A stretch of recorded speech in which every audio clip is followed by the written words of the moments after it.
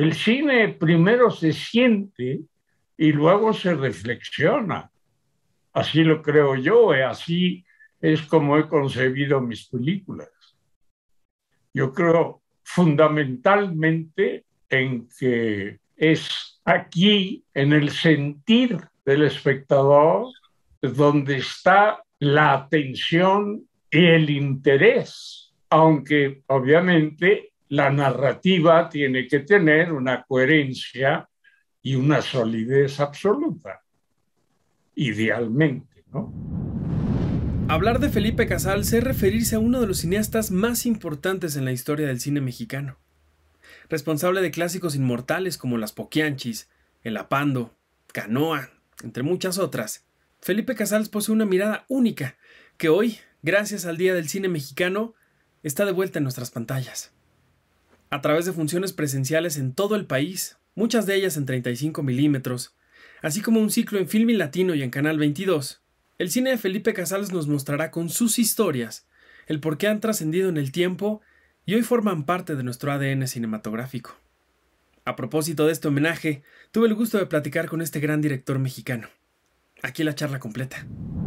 El cine mexicano, al cual me honro en formar parte, o haber formado parte, es un cine sólido. Hay que pensar que muchos directores del cine mexicano nunca tuvieron la oportunidad de filmar como querían. Los que nos precedieron, había buenos realizadores, hubo grandes realizadores, Gabaldón, Bracho, Buñuel, Fernando de Fuentes, Ismael, pero hubo muchos otros que nunca pudieron más que obedecer las instrucciones de un productor para poder sobrevivir.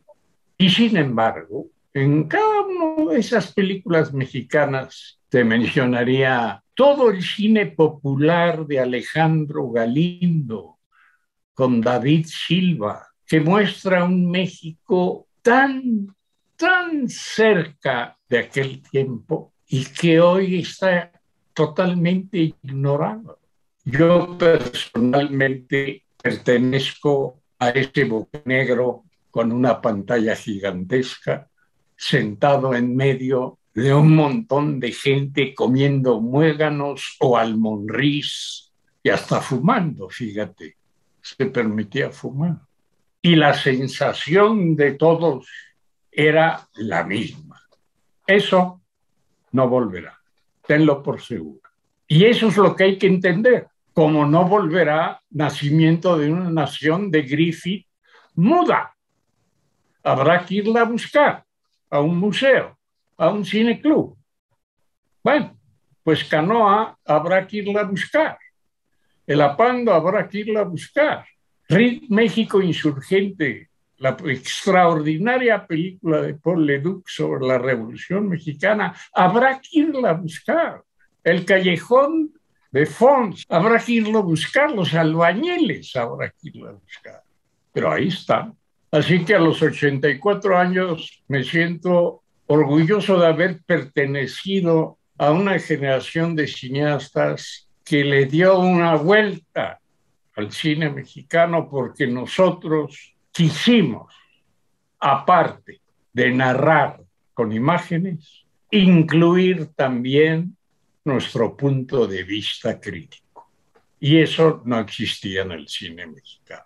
Y ese punto de vista crítico nos dio una titularidad, nos distinguió y el público popular mexicano nos dio la razón. El Apando fue un taquillazo, Las Poquianchis fue un taquillazo. Han pasado 46 años y fíjate que siguen vivas, porque al fin y al cabo, cine bueno y cine malo es difícil de saber cuál es cuál, pero película que se queda, se quedó, y película que se olvida, se olvidó. Antes había un ejercicio de colectividad. El cine justamente se compartía antes, durante y después de las películas. Uno conversaba horas enteras de lo que acababa de ver con alguien, ¿no? Ahora las circunstancias han cambiado. Tristemente, mucho del cine mexicano no tiene esa bendición, esa ventaja que muchas películas suyas tuvieron. Hoy, tristemente, a lo mejor la mayoría de los canales que tienes a través de estas plataformas, ¿no? Digo, a final de cuentas se ven, no como quisiera, pero al menos se siguen viendo, ¿no? Lo que pasa es que hay que entender también esto. De todas maneras, el cine desde un principio es una tecnología muy elemental, ¿verdad? Las primeras cámaras, el primer cine silente, y luego viene una fractura histórica que causó una desbandada y al mismo tiempo creó una nueva forma de expresarse que es el cine sonoro. ¿Cuánta gente del cine silente desapareció, o se negó, o no quiso, o no pudo con esa nueva tecnología? Sin embargo, el formato en sí continuaba siendo el mismo, de tal manera que el público podía conversar a posteriori gustos, aprecios, rechazos, entusiasmo. ¿Qué pasa ahora con esta nueva tecnología? Lo que estamos haciendo tú y yo en una sesión de Zoom, hablamos de cine. No es lo mismo que estar sentado en una mesa de café y explicar por qué me entusiasma una película y a ti no. Es decir, la plataforma, las películas vistas en el celular o en la pantalla de tu computadora tienen que tener un contenido distinto y aislante porque no es compartido más que por una persona que al mismo tiempo está siendo distraída por otros elementos y por otros efectos exteriores.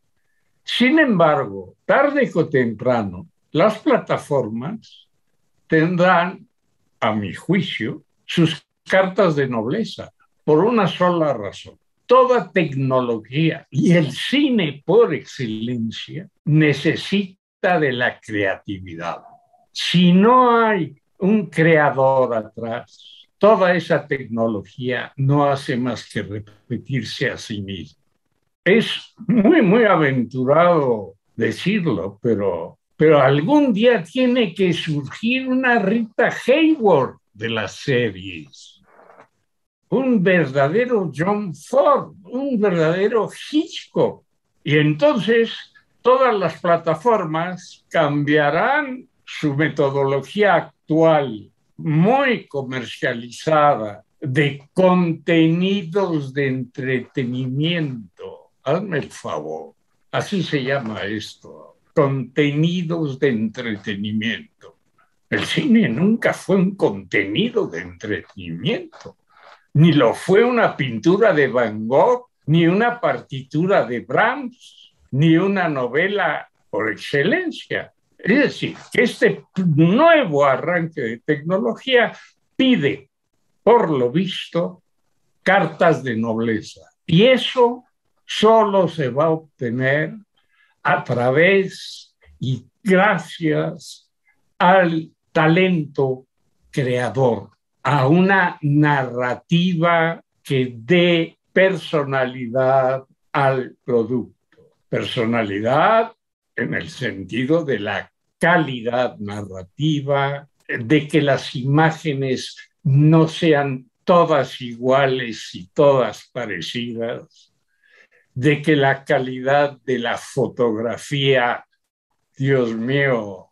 recupere el nivel que tenía el negativo. Esa es la situación. Es una transición abismal. No era previsible, pero es un hecho ya irrecuperable. Ir al cinito en Parvada para volver a ver un clásico, se acabó, se terminó.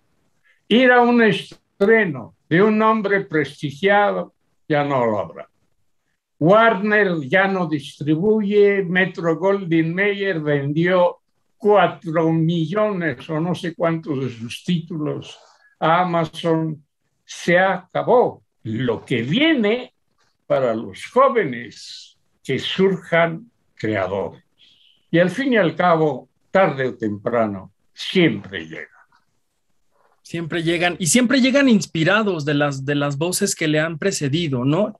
Y seguramente el cine de Felipe Casals ha inspirado a muchísimas generaciones, lo hemos visto una y otra vez, siempre ha sido su cine referente para las nuevas generaciones. Alguna vez tuve oportunidad de platicar con Guillermo del Toro cuando presentó La forma del agua en Morelia, y una de las cosas que me decía es que usted le dijo, después de haber visto aquella película, por fin respiraste. Y se generó también este diálogo entre generaciones de cineastas que van inspirando unos a otros, que van creando lo que viene. Usted llegó al cine mexicano en posiblemente una de las peores épocas de esta industria, y a pesar de eso, empezó a hacer películas que hoy siguen estando en nuestra memoria, que hoy siguen siendo parte de nuestro ADN cinematográfico. Visto a la distancia, ¿cómo ve Felipe Casals ese cine que ha podido construir y que ha inspirado a tanta gente desde entonces? Pues mira, te puedo decir con toda sinceridad que lo pude haber hecho mejor, que pude ser mucho más exigente, no solo con mis colaboradores, no solo con mis actores, conmigo mismo. Porque desde un principio ninguna película se sabe qué va a ser de ella. Esto de que este guión será una muy buena película es un cuento chino. No hay quien pueda predecir si una película será buena o no.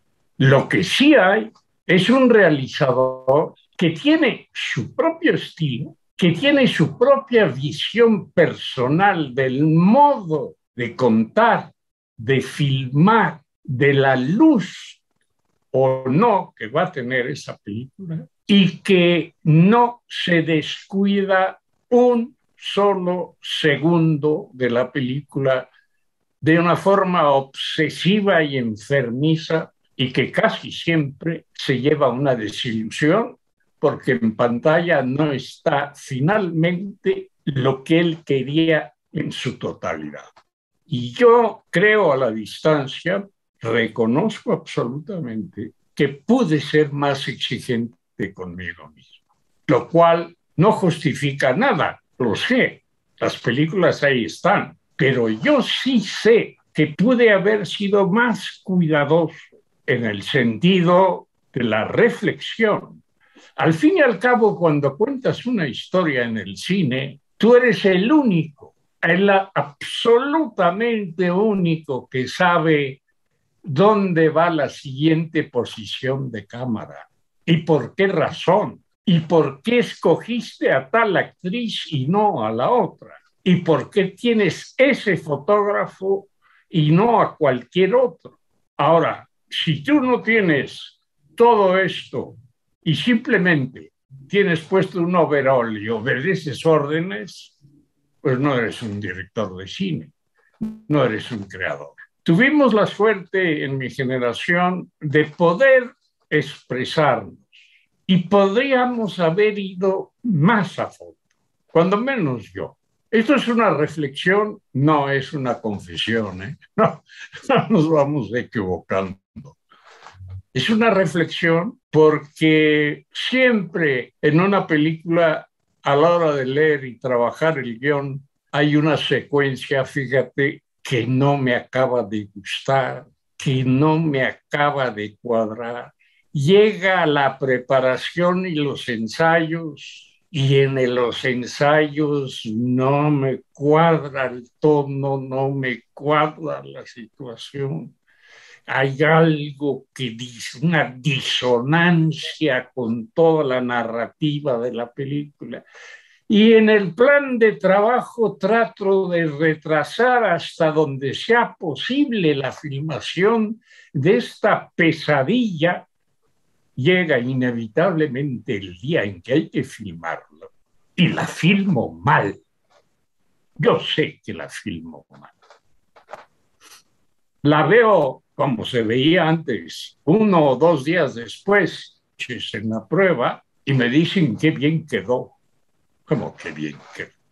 No es así. Ya lo verán en el montaje. ¿Y sabes qué pasa?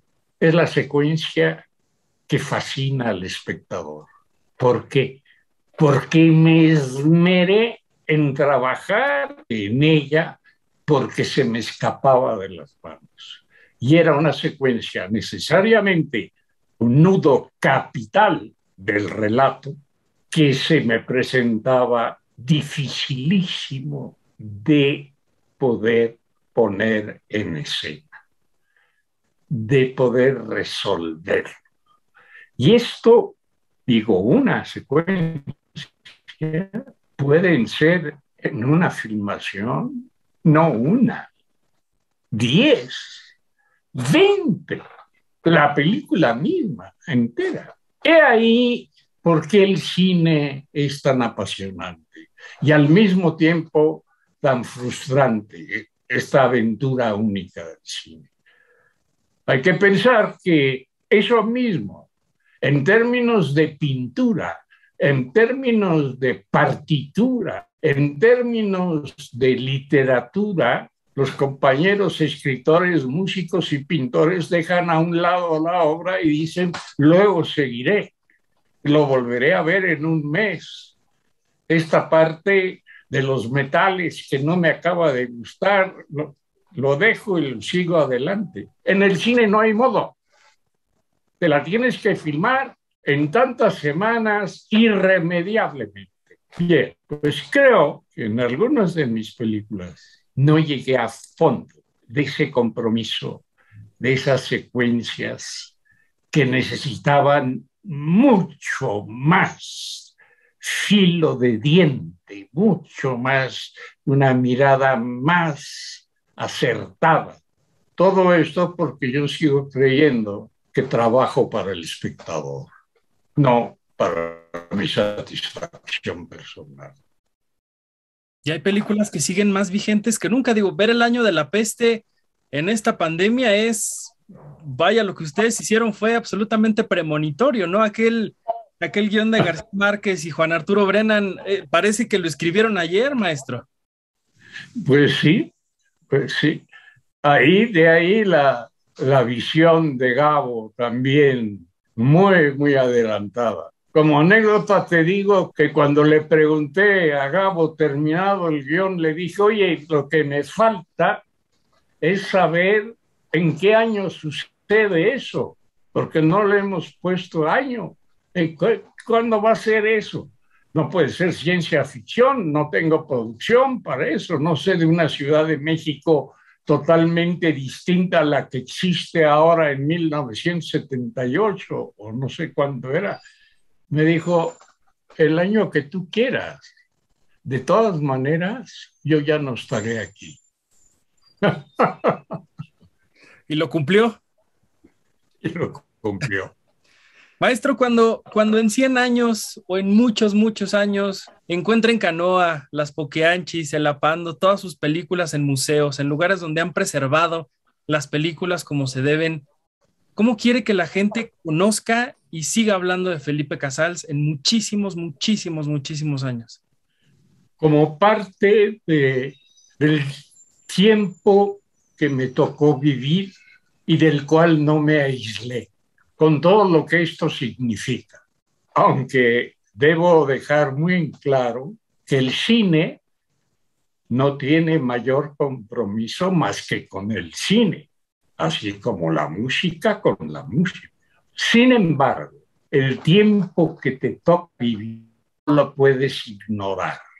No puedes hacer a un lado lo que sucede en tu entorno, lo que agobia y de alguna forma, éticamente hablando, no cinematográficamente, éticamente hablando, se filtra tu criterio dentro de lo que te sucede en tu entorno.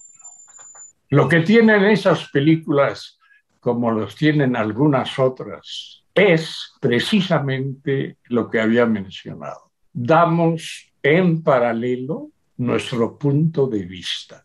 Es decir, señalamos dónde estamos parados como autores frente a lo que estamos narrando. Quien lo puede entender, lo entiende claramente. Quien no lo quiera entender, se queda diciendo, es una película de la nota roja, es un escándalo, es un horror. ¡Qué barbaridad! ¡Qué lenguaje! ¿Qué se le va a hacer? Maestro Casals, muchísimas gracias por este tiempo. Ojalá muy pronto que podamos tener una charla como la que dijo al principio, en un café, después de haber visto una película, si es suya mucho mejor. Cierro esta charla con una frase con la que usted cerró aquel texto que tuvimos el honor de publicar hace algunos años, que es: cuando México sea lo que debe ser, Canoa será un muestrario de lo que nuestra nación nunca debió ser. Y ojalá que dentro de muchísimos años, cuando la gente vea su cine y se encuentre por ahí esta charla, este país sea muy, muy, muy diferente y tenga un cine mucho más grande de lo que ya tenemos.